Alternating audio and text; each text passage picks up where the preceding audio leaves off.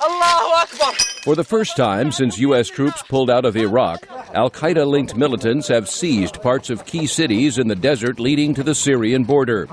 Militants have taken over neighborhoods in Fallujah and Ramadi in western Anbar province, a hotbed of Sunni extremism. The militants are members of the Islamic State of Iraq and Syria, the most hardline jihadists battling in the Syrian civil war. The uprising against Damascus has been going on for 3 years, and analysts like David Pollock of the Washington Institute say it is spreading across the border. The most extreme, most radical, most fundamentalist, even terrorist parts of the Syrian opposition are the ones that have gained more control on the border with Iraq. And so that's spilling over into Iraq. The Baghdad government has been hitting back, firing missiles at rebel vehicles and hideouts. The United States is rushing Hellfire missiles and surveillance drones to help with the fight.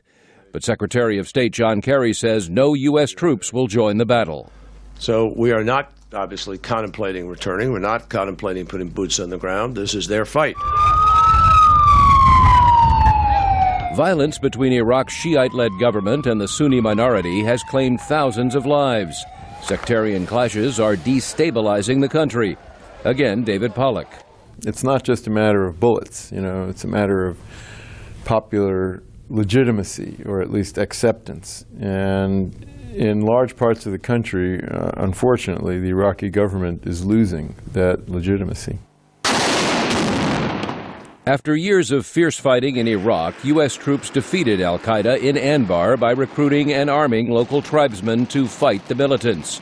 But Iraqi Prime Minister Nouri al-Maliki did not continue that relationship and instead alienated many of his Sunni opponents. Analyst Bill Raggio spoke to VOA via Skype.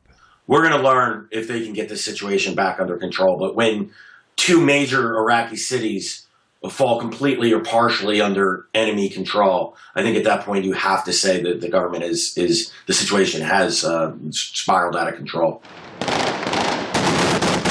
The Iraqi army has deployed tanks and troops in Anbar, and civilians are fleeing the fighting.